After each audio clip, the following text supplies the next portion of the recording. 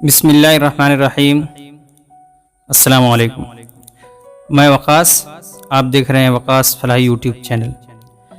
नाज़रीन, पिछले दिनों हमने अपने यूट्यूब चैनल पे ये वीडियो की अपडेट डाली थी कि अंदेशा है इस बात का कि साउथ चाइना सी, इंडो पाक रिलेशन और जो है अफ़गानिस्तान, ये जो इलाका है और साथ में यूक्रेन का यानी बहर अस्वद में बहुत ज़्यादा टेंशन बढ़ चुकी है। लेकिन अभी हालात ये है कि मामला यहाँ तक जा चुका है कि किसी भी वक्त जंग में हालात बदल सकते हैं। और कल जो है राजनाथ सिंह ने LAC का दौरा किया। और दूसरी जो बड़ी बात ये है कि जो इंडिया, पाकिस्तान और चाइना तीनों ने अपनी फ़ौजियों की बड़ी तादाद जो है लाकर बॉर्डर पे खड़ी कर दी है। उसमें फाइटर जेट हों, और चाइना ने S-400 फाइटर जेट, और इसी तरह पाकिस्तान और हिंदुस्तान तीनों ने अपनी फोर्स लाकर बॉर्डर पे खड़ी कर दी है। और कोई भी छोटा सा एक वाकया जंग में बदल सकता है। और आपको ये बता दें कि चाइना और भारत के दरमियान जितने भी डिस्प्यूटेड एरिया हैं, ख़ास तौर से वहाँ किसी भी वक्त हालात ख़राब हो सकते हैं, क्योंकि चाइना का मानना ये है कि हमने बताया था कि पूरी बात की चाइना का मानना है कि ये जो एरिया है ये चाइना का है, पिछले 100 साल पहले चाइना का था, चाइना उसको वापस लेगा। मगर चाइना का ये नहीं है, ये दरअसल भारत का है, लेकिन चाइना इसको अपना बताता रहा है। ख़ास तौर से लद्दाख के गलवान में, सिक्किम और अरुणाचल में डोकलाम, ये तीनों एरिया में और पाकिस्तान के LOC पर बहुत ज़बरदस्त टेंशन बढ़ चुकी है। और चाइनीज़ इस पर अपना दावा कर रहे हैं और अब वो इसको अमली शक्ल में तब्दील करना चाहते हैं। लेकिन बात यह है कि अभी तक तो इंडिया ने मतलब बातचीत के ज़रिए मसले का हल करना चाहा, लेकिन अब जो है मिलिट्री ने और यहाँ की जो सियासी पार्टी है वो भी सख्त रुख उन्होंने अपनाया है और कहा है कि अगर चाइना ने अपनी पिछली कोई भी हरकत दोहराई तो इस बार बहुत बुरा होगा और जंग छिड़ सकती है। क्योंकि चाइना, इंडिया और पाकिस्तान तीनों ने अपने सारे जो भी फौजी हैं और 50,000 इंडियन फौज ने अपना डिप्लॉयमेंट और बढ़ा दिए। बस एक वाकया, कोई भी एक छोटा सा वाकया माचिस की तीली की तरह काम करेगा, क्योंकि इंडिया और चाइना के दरमियान लगभग 11 टाक हो चुकी हैं, लेकिन नतीजा बिल्कुल कुछ भी नहीं रहा, सन्नाटा रहा। क्योंकि चाइना पीछे हटने को तैयार नहीं है और वो बोल रहा है कि मैं जहाँ तक चला गया ये मेरा हिस्सा है, प्लस और मुझे आगे मूव करना है। और अब इंडिया जो है बात करने के बिल्कुल मूड में नहीं, और उधर चाइना कह रहा है कि अमेरिका और जो है इंडिया ये दोनों जंग भड़काना चाह रहे हैं। और दूसरी बात ये जो है, हमने अफ़गान तालिबान की बात की थी। अशरफ गनी अमेरिका गए हैं और मुमकिन है कि वो वापस ना आए, क्योंकि उनसे जो है अमेरिका की जो भी सियासतदान हैं वो ये बोल रहे हैं कि हमने आपके ऊपर बहुत खर्च किया, 20 सालों से आपको सपोर्ट दे रहे हैं कि आप अपनी मिलिट्री को पावरफुल बनाइए और आप तालिबान को रोकिए, लेकिन आप ये काम करने में नाकाम रहे हैं, इसलिए आप इस्तीफ़ा दे दें।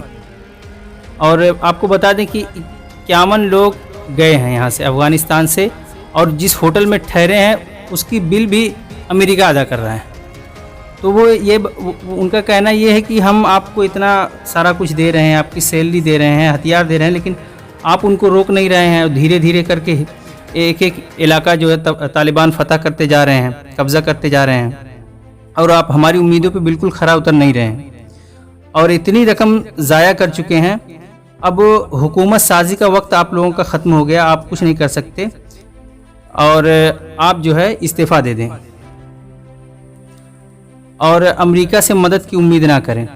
यानी अमेरिका को जो भी करना होगा वो डायरेक्ट करेगा, क्योंकि अमेरिका ने जलालाबाद और हेरात यहाँ के कॉन्सुलेट बंद कर दिए हैं, सिर्फ काबुल और बगराम एयरबेस को अपने पास रखा है।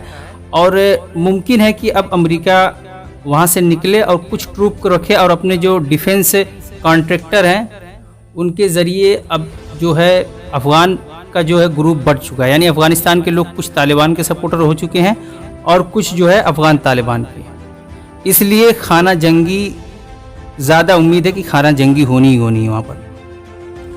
और दूसरी खबर मिडिल ईस्ट से ये है कि नफ्ताली बेनेट और अमेरिकी सदर जो बाइडन की जुलाई के शुरुआत में मुलाकात हो रही है।